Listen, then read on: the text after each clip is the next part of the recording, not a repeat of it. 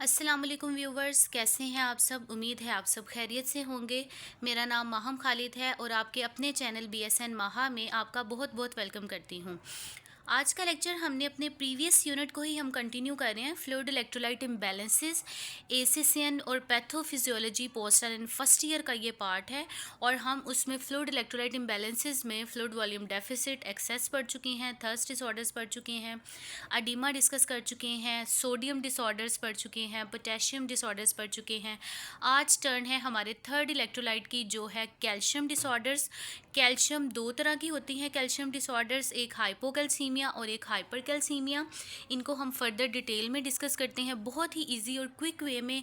अगर आप university top करना चाहते हैं या अच्छे नंबरों में पास होना चाहते हैं तो ये जो चैनल है वो आपके लिए बहुत ही ज़्यादा मुफीद होने वाला है। तो चलिए स्टार्ट करते हैं। जो लोग नए हैं मेरे चैनल पर, प्लीज़ जल्दी से सब्सक्राइब कर दें मेरा चैनल, क्योंकि आपके ACN सब्जेक्ट की पूरी गारंटी मेरी है। ठीक है, आपने कंटेंट वाइज सारे लेक्चर्स यहीं से डिस्कस करने हैं। डेली का आपने एक लेक्चर लाजमी देखना है। डेली मैं वीडियो अपलोड करती हूँ। बिस्मिल्लाहिर्रहमानिर्रहीम।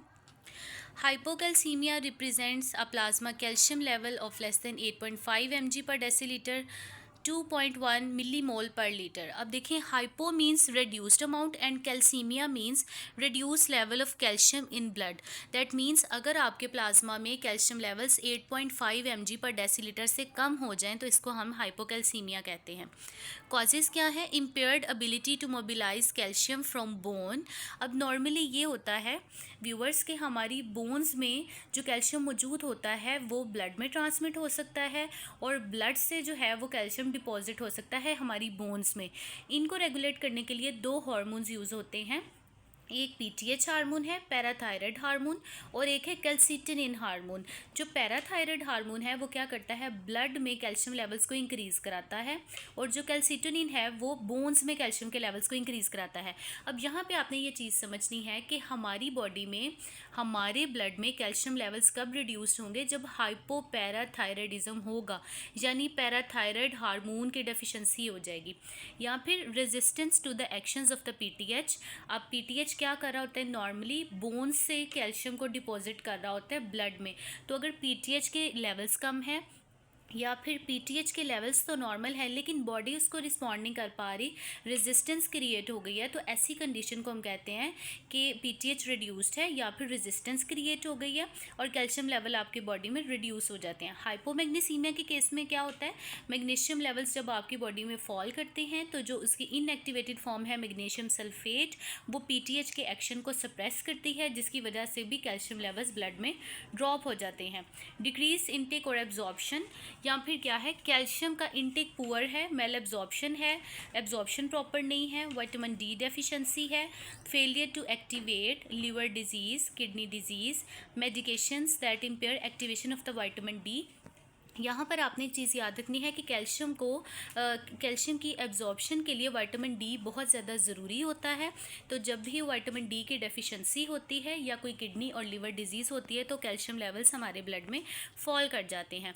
थर्ड इसका रीज़न ये हो सकता है एबनॉर्मल रीनल लॉसेस। अगर कैल्शियम आपकी बॉडी से ज़्यादा एक्सक्रीट आउट हो रहे हैं, लाइक हाइपरफॉस्फेटीमिया वगैरह के केस में। इसमें मैंने अपने प्रीवियस लेक्चर्स में भी स्टूडेंट्स को गाइड किया है कि हमारी बॉडी में मौजूद इलेक्ट्रोलाइट्स का आपस में एक रिलेशन होता है। जैसे कैल्शियम और फॉस्फेट का आपस में इनवर्स रिलेशन है। जब कैल्शियम आपकी बॉडी में बढ़ता है तो फॉस्फेट आपकी बॉडी में रिड्यूस हो जाता है। इसीलिए जब हाइपरफॉस्फेटीमिया होता है यानी ब्लड में फॉस्फेट लेवल्स बढ़ते हैं तो कैल्शियम आपके ब्लड में खुद ब खुद ही रिड्यूस होना शुरू हो जाता है। इंक्रीज प्रोटीन बाइंडिंग और चिलेशन, या फिर क्या होता है, प्रोटीन बाइंडिंग से क्या होता है कि कैल्शियम इनएक्टिवेटेड हो जाते हैं। ठीक है, नॉर्मली कैल्शियम एक्ट करता है जब जो उसकी प्रोटीन फ्री जो उसकी होती है ना, प्रोटीन फ्री जो उसकी होती है ना फॉर्म, उसमें वो बेसिकली एक्ट करती है। और जब कैल्शियम के साथ प्रोटीन बाइंड हो जाती है तो कैल्शियम एक्ट नहीं कर सकता। अब ये किन केसेस में होता है चिलेशन, किन केसेस में होती है, इंक्रीज पीएच के केस में, इंक्रीज फैटी एसिड्स के केस में, या फिर rapid transfusion of the citrated blood. अब सिट्रेशन क्या है, सिट्रेटेड ब्लड का मतलब ये होता है कि सिट्रेट्स ऐड होते हैं आपके ब्लड में और इसका पर्पज़ ये होता है, ये कोआगुलेट होने से बचाता है ब्लड को। इंक्रीज सिक्वेस्ट्रेशन है, यानी कि damage to the calcium cells है, एक्यूट पेनक्रियाटाइटिस वगैरह के केस में ऐसा हो सकता है कि सिक्वेस्ट्रेशन है और कैल्शियम के लेवल्स आपकी बॉडी में रिड्यूस हो जाते हैं। That was all about the reasons of the hypocalcaemia. अब हमने डिस्कस करना है क्लिनिकल मैनिफेस्टेशंस। सबसे पहले लैब वैल्यूज़ डिस्कस करते हैं। Serum calcium levels below 8.5 mg per decilitres. Neuromuscular manifestations, increase neuromuscular excitability. यहाँ पर आपने एक चीज़ याद रखनी है कि एक्शन पोटेंशियल में जो कैल्शियम ब्लॉकर्स होते हैं, कैल्शियम है उसका रोल क्या होता है, उसने कैल्शियम गेटेड जो चैनल्स होते हैं उनको ओपन कराना होता है, और जब कैल्शियम गेटेड चैनल्स ओपन होते हैं तब एक्शन पोटेंशियल जो है वो स्टॉप होता है। इसका मतलब एक्शन पोटेंशियल को स्टॉप करने के लिए कैल्शियम ज़रूरी चीज़ है। अगर कैल्शियम आपकी बॉडी में रिड्यूस हो गया है तो मस्कुलर जो स्टॉपेज है ना कॉन्ट्रैक्शंस की, वो नहीं होगी, ठीक है। मसल्स कॉन्ट्रैक्ट करते रहेंगे कंटिन्यूसली। इसको हम कहते हैं इंक्रीज न्यूरोमस्कुलर एक्साइटेबिलिटी, ठीक है। ये हाइपोकैल्सीमिया वगैरह के केस में होता है। अब इसमें कौन कौन से साइंस आएंगे? पैरास्थीजियाज होंगे, स्केलेटल मसल क्रैम्पिंग होगी, एबिडोमिनल स्पैज्म होंगे, हाइपर एक्टिव रिफ्लेक्सेस होंगे, कार्पोपेडल स्पैज्म होगा, टेटनी हो सकती है। टेटनी में भी कंटिन्यूस मस्कुलर कॉन्ट्रैक्शन रहती है, ठीक है। लोरेंजियल स्पैज्म हो सकता है, या फिर positive Chvostek and Trousseau's sign. Paper point of view से एक इम्पॉर्टेंट क्वेश्चन है कि what are the diagnostic test for hypocalcaemia. तो इसके दो टेस्ट होते हैं, एक ट्रॉजियस साइन है और एक च्विस्टिक साइन है। यहाँ पे आपने एक चीज़ समझनी है, ट्रॉजियस साइन का मतलब क्या होता है कि जब आप अपने पेशेंट को बीपी कफ लगाते हैं तो उसकी जो फिंगर्स और उसके जो पेडल है यानी जो कार्पल्स हैं वो क्या करती हैं, स्पैज्म शो करती हैं। जैसा कि आपको पिक्चर में भी नज़र आ रहा होगा कि जब आपने बीपी कफ बांधा है तो वो बांधने से कार्पोपेडल स्पैज्म होगा। ऐसी कंडीशन को हम ट्रॉजियस साइन कहते हैं। और नेक्स्ट साइन है च्विस्टिक साइन। ये वो साइन है कि जिसमें अगर आप अपने पेशेंट की फेशियल नर्व को टच करते हैं तो one side muscle Twitch show करता है उस पेशेंट का फेस, तो आपको कंफर्म हो जाता है कि पेशेंट हाइपोकैल्सीमिक है। नेक्स्ट कार्डियोवेस्कुलर मैनिफेस्टेशंस क्या आती हैं इस केस में? हाइपोटेंशन है, signs of cardiac insufficiency, failure to respond to drugs that act by calcium mediated mechanisms, prolongation of the QT interval. Skeletal manifestations क्या आती हैं? Osteomalacia, bone pain, deformities and fracture. अब एक चीज़ आपने यहाँ पे नोटिस करनी है कि जो कैल्शियम है अगर उसके लेवल्स ब्लड में रिड्यूस हो जाते हैं तो इससे हमारे स्केलेटल सिस्टम पे क्यों इफ़ेक्ट आ रहा है? स्केलेटल सिस्टम पे इसीलिए इफ़ेक्ट आता है क्योंकि जब भी आपके ब्लड में कैल्शियम लेवल्स कम हैं उसकी कंपनसेशन के लिए ब्लड जो है वो कैल्शियम उधार लेता है बोन से, ठीक है। तो बोन से कैल्शियम उठकर ब्लड में ट्रांसमिट होना शुरू हो जाता है, डिपॉजिट होना शुरू हो जाता है फॉर अ वाइल। तो बोन्स में कैल्शियम की डेफिशिएंसी होने की वजह से ऑस्टियोमलेशिया, बोन पेन, डिफॉर्मिटीज़ और फ्रैक्चर जैसी कॉम्प्लिकेशंस हो सकती हैं। That was all about hypocalcaemia. अब नेक्स्ट हम डिस्कस करते हैं हाइपरकैल्सीमिया, जो कि एग्जैक्टली ऑपोजिट है, बहुत ही ईजी है हाइपोकैल्सीमिया की तरह। Hypercalcaemia represents a total plasma calcium concentration greater than 10.5 mg पर डेसीलीटर। कॉजेज़ क्या हैं? कैल्शियम क्यों आपके ब्लड में रेज हो जाता है? इंक्रीज इंटेस्टाइनल एब्जॉर्प्शन की वजह से, या तो आपकी इंटेस्टाइन से कैल्शियम ज़्यादा एब्जॉर्ब हो रहा है, ठीक है, एक्सेसिव विटामिन डी की वजह से, या फिर excessive calcium in the diet, आप अपनी डाइट में कैल्शियम ज़्यादा इस्तेमाल कर रहे हैं या विटामिन डी ज़्यादा इस्तेमाल कर रहे हैं। नेक्स्ट है मिल्क अल्कली सिंड्रोम। ये एक ऐसा सिंड्रोम है जिसमें 3 ट्राइएड के सिम्टम्स आते हैं। लाइक देखिए इसमें है elevated calcium levels, metabolic alkalosis and acute kidney disease. इन तीनों कंडीशंस को सम अप करके हमने एक नाम दिया है मिल्क अल्कली सिंड्रोम का। तो ऐसी कंडीशन में भी हाइपरकैल्सीमिया होता है। इंक्रीज्ड बोन रिजॉर्प्शन की वजह से हाइपरकैल्सीमिया हो सकता है। बोन रिजॉर्प्शन का मतलब ये होता है कि कैल्शियम बोन्स से निकलकर ब्लड में डिपॉजिट हो रहा है, और ये क्यों होगा? जैसा कि मैं पहले भी डिस्कस कर चुकी हूँ, इसके लेवल्स को कंट्रोल करता है पैराथायराइड हार्मोन, और पैराथायराइड हार्मोन क्या करता है? बोन्स से कैल्शियम को डिपॉजिट करता है ब्लड में। ये मैलिग्नेंट न्यूप्लाज्म के केस में भी हो सकता है। प्रोलॉन्ग्ड इमोबिलाइजेशन के केस में भी यही होता है कि बोन रिजॉर्प्शन बढ़ जाती है। इमोबिलाइजेशन के केस में चूँकि जो कैल्शियम है वो बोन्स में यूटिलाइज नहीं हो रहा होता क्योंकि स्केलेटल मसल मूव नहीं कर रहे होते, तो ये जो कैल्शियम है, इलेक्ट्रोलाइट है, ये बैलेंस करने की कोशिश करता है कि यहाँ पर जो है वो कोई काम नहीं है, तो वो ब्लड में जाके डिपॉजिट होना स्टार्ट हो जाता है, जिसकी वजह से क्या होता है? हाइपरकैल्सीमिया हो जाता है।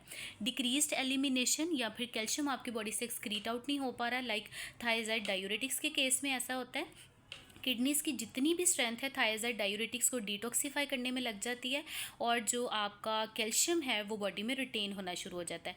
लिथियम थेरेपी के केस में क्या होता है, इसमें भी जो आपका पैराथायराइड हार्मोन है वो बॉडी में इनके लेवल्स जो हैं वो कम हो जाते हैं, जिसकी वजह से जो हाइपरकैल्सीमिया हो जाता है पीटीएच के बढ़ने की वजह से।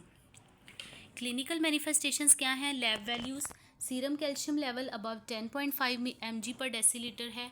अब इस केस में आपने एक चीज़ गौर करना है कि जो हाइपोकैल्सीमिया है उस केस में न्यूरोमस्कुलर एजिटेशन बढ़ जाती है, लेकिन जो आपका हाइपरकैल्सीमिया है इस केस में न्यूरोमस्कुलर एजिटेशन जो है वो रिड्यूस्ड हो जाती है। तो जो है रिड्यूस्ड न्यूरोमस्कुलर एजिटेशन के साइंस ही आएंगे।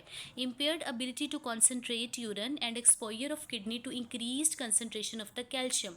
अब इस केस में कौन कौन से साइंस आएंगे? Polyuria, polydipsia, flank pain. Comment box में ज़रूर बताइएगा कि फ्लैंक पेन क्या है। Signs of acute and chronic renal insufficiency, signs of kidney stones. Gastrointestinal manifestations, इसमें आ जाते हैं एनोरेक्सिया, नोजिया, वॉमिटिंग, कॉन्स्टिपेशन। यहाँ पर एक ट्रिक स्टूडेंट्स आपने याद रखनी है कि जब भी इलेक्ट्रोलाइट से रिलेटेड आपको क्वेश्चन पूछा जाता है ना, तो हमेशा क्लिनिकल मैनिफेस्टेशंस आपसे सिस्टम वाइज पूछी जाती हैं यूनिवर्सिटी लेवल में, तो आपने इनको इसी तरह से याद करना होता है। अगर आप एक इलेक्ट्रोलाइट का एक पार्ट याद कर लेते हैं तो सेकंड को याद करना बहुत ही आसान है, क्योंकि वो उससे एग्जैक्टली ऑपोजिट होता है। जिस तरह कि अभी हमने हाइपोकैल्सीमिया में पढ़ा, उससे एग्जैक्टली ऑपोजिट है हाइपरकैल्सीमिया के केस में। गैस्ट्रोइंटेस्टाइनल मैनिफेस्टेशंस में एनोरेक्सिया है, नोजिया, वॉमिटिंग है, कॉन्स्टिपेशन है। Neuromuscular manifestations, decrease neuromuscular excitability है, इसीलिए मसल वीकनेस होगी, एट्रोफी होगी, एटेक्सिया होगा, लॉस ऑफ मसल टोन होगी। स्केलेटल मैनिफेस्टेशंस क्या आएंगी? ऑस्टियोपिनिया होगा, ऑस्टियोपोरोसिस होगा, ठीक है, बोन्स वीक होना शुरू हो जाएंगी। सीएनएस मैनिफेस्टेशंस क्या आती हैं जी? लिथार्जी होगा patient, personality and behavioural changes हैं, स्टोपर है, कोमा है। कार्डियोवेस्कुलर मैनिफेस्टेशंस क्या है? Hypertension, shortening of the QT interval, atrioventricular block, ये सारे साइंस आएंगे। Thank you so much. अगर आपको आज का लेक्चर समझ आया हो या इंटरेस्टिंग लगा हो तो प्लीज़ मेरे चैनल को सब्सक्राइब करें, ज़्यादा से ज़्यादा लाइक करें और शेयर करें। पोस्ट आर बीएसएन से रिलेटेड जो पैथोफिजियोलॉजी और एसीसीएन के तमाम लेक्चर्स आपको इस चैनल में मिलने वाले हैं। तो मिलते हैं अगली वीडियो में, तब तक के लिए अल्लाह हाफिज़। अपना बहुत सारा ख्याल रखिएगा।